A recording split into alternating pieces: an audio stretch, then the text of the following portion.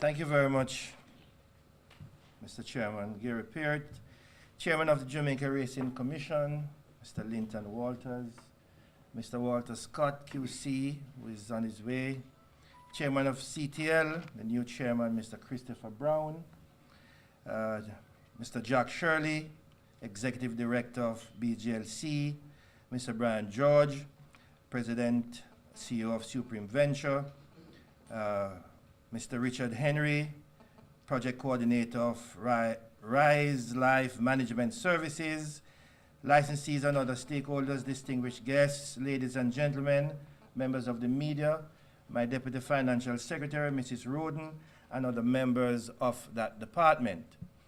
Ladies and gentlemen, forgive me, but I was shocked that we were actually going to start on time, because I usually am not late for an official function. So I called Mr. Peart when I was at Ministry of Finance just up the road. I said, what time are we going to start? He said, over 60 persons are seated, and we will start on time.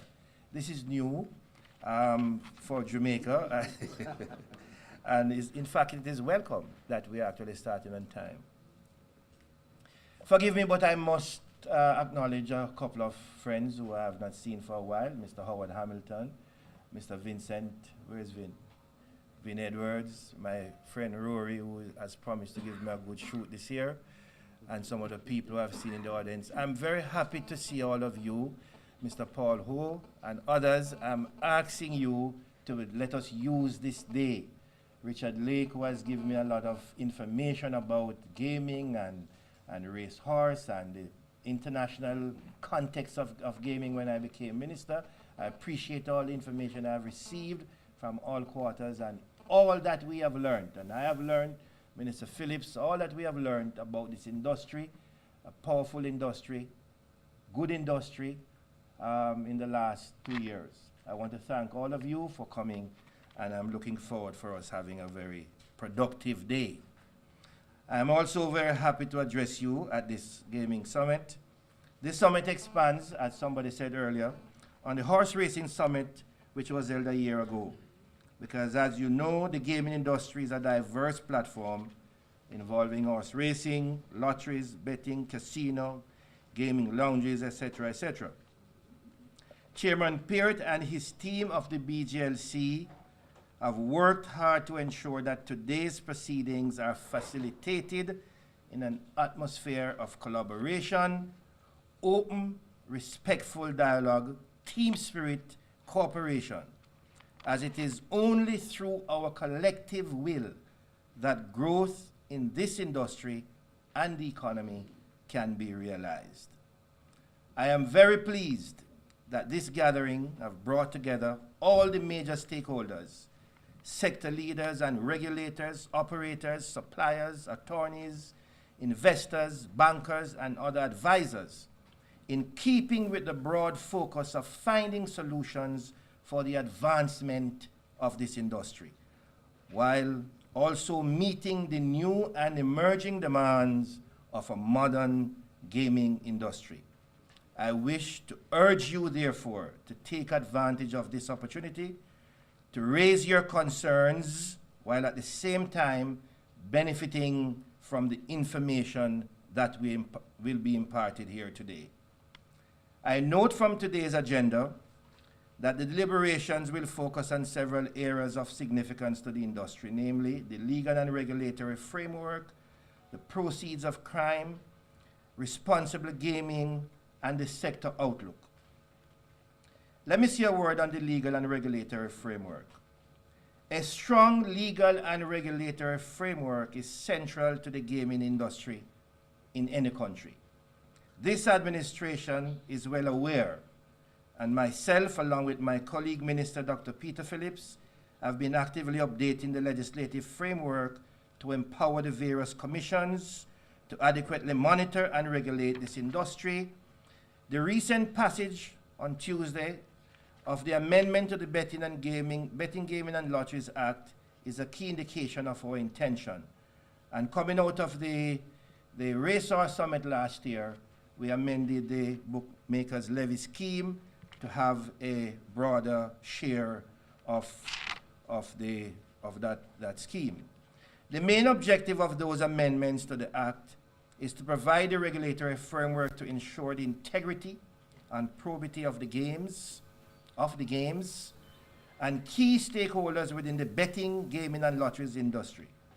The amendments further aim to strengthen and improve the regulatory oversight of the BGLC so as to develop and expand the industry in an orderly but modern way. Increase the revenue streams, and I'm particularly interested in that one. The expansion of the sports betting and lotteries industry through the licensing of a variety of new outlets, including mobile outlets, introduction of fees for activities undertaken by the Commission in the gaming machine sector and industry. The amendments also include the licensing of certain persons operating in betting, gaming, and lotteries in the lotteries industry, and more importantly, corrected several omissions and anomalies following out of the amendments of 2010. Let me say a word about the Proceeds of Crime Act, POCA. Another critical piece of legislation that the industry has to be constantly aware of is the Proceeds of Crime Act, which was amended last year to allow for greater reach in the fight against money laundering and illegal betting and gaming practices in Jamaica. The Proceeds of Crime Act, POCA law, oblige you to practice due diligence in ways you may not normally be accustomed to, but it is important that guarantees your protection and those of your customers from prosecution. The requirement now is for you to become compliant through training and orientation and developing your in-house POCA compliance manual. Rest assured, ladies and gentlemen, that you will be in safe hands with the legal minds at the BGLC and the Casino Commission, who will guide you through the process. I would like to say a little word about the revenue growth. The data that I have shows that in 2011-2012, 2.9 billion in government revenues and taxes were raked in. In 12-13, $3.8 billion. And in 13-14 fiscal year, $4.5 billion. This is not the kind of revenue intake in the economy that any administration can ignore. At the same time, the scope for expansion, a stronger economy, and the creation of more jobs for our people are what we are interested in. I will now update you on the performance and some achievements that have been realized since our last summit last year, and I would like to say a word about the racing sector. Since the last summit, which was specifically for the racing industry, a number of developments have been realized in the horse racing and operational capacity of Caymanas Track Limited. CTL is now under new board chairman, a new CEO, Mr. Cedric Stewart and Mr. Chris Brown, replacing Mr. Matalan, who along with their staff at CTL have combined their efforts to improve the financial position and image of the company and horse racing in general. We have appointed an enterprise team to oversee the divestment of the portfolio of CTL, led by Mr. Keith Duncan. We have given you Sunday Racing officially. CTL has significantly reduced its debt to stakeholders and other partners. It has lessened its operational costs, improved the image of horse racing, and they are creating a diversified revenue stream with other partners. But most importantly, the stakeholders and CTL are no longer in any acrimonious relationship. This is reflected in the upcoming agreement that will be signed very soon between CTL and the bookmakers. With all the efforts being made to become profitable, CTL now continues its thrust to generate revenue and further reduce its debt by new policies and initiatives such as slot machines that they plan to take to come on stream, telephone betting, and account wagering, along with regulating the bookmakers to have them now enter into the CTL tote system. I must commend Chairman Chris Brown, Vice Chairman Andrew Azar, and Cedric Stewart, the CEO, for the tremendous work that they have done to lessen the tension and to make the enterprise profitable.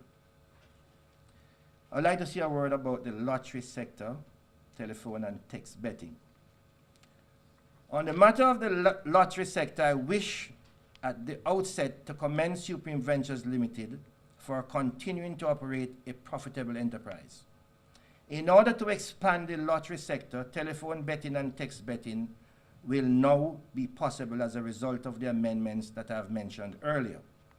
Those amendments will enable the expansion of the industry through more jobs created and economic growth, and the stakeholders can expect to benefit from the increased sports betting outlets facilitating World Cup fever and all future eligible sporting events.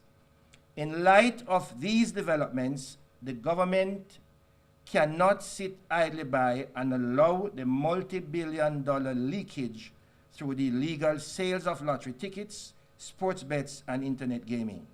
Thus, these critical amendments and amendments to come and new regulations will serve to legitimize and protect investors. Fact is, the operations of a national lottery is not a simple effort. Technology has helped to make this easier. However, the government cannot and will not renege on its responsibility to ensure that those who wish to operate a lottery company must pass the rigorous tests of fit and proper. The chairman for the Casino Commission is not here, but I'd just like to say a few words. The Ministry of Finance is currently reviewing bids for 3 proposals, Vegas-style casino. When those recommendations are made to the ministry, being examined by the consultant, the cabinet will decide on the way forward. On the matter of internet gaming, the GOJ is reviewing the possibility of this platform over the next year.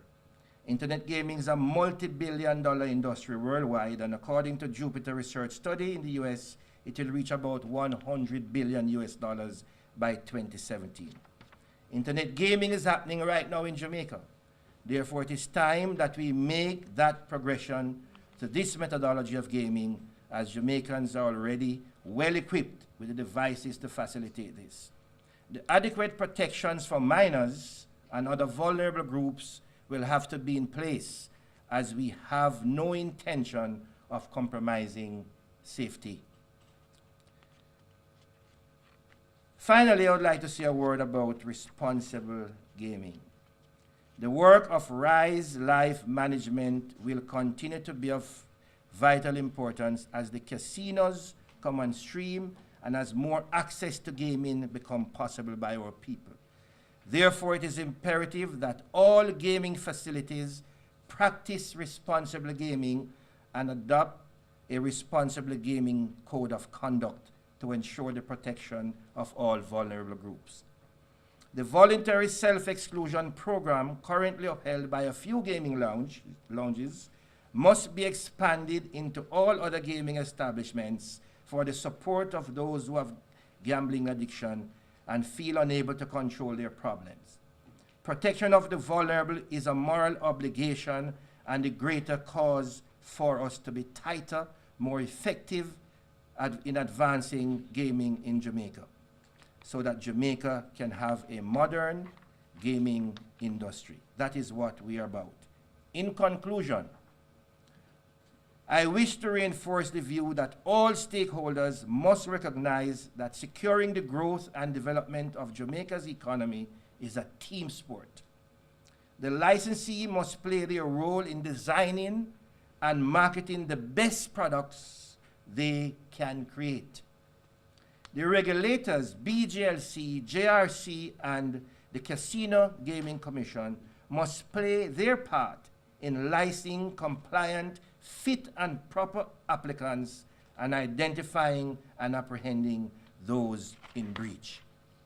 The GOJ, this administration, must enact laws and continue to amend laws to maintain the structures in place to increase and erase and to increase access to doing business in Jamaica and make it possible for others to come on stream.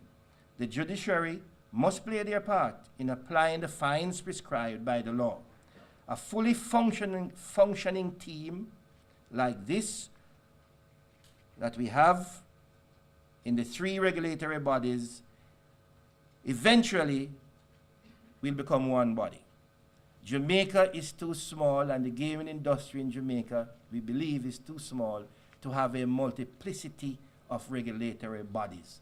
And therefore, it is the aim of the administration that within the shortest possible time, there will be one gaming regulatory body in Jamaica.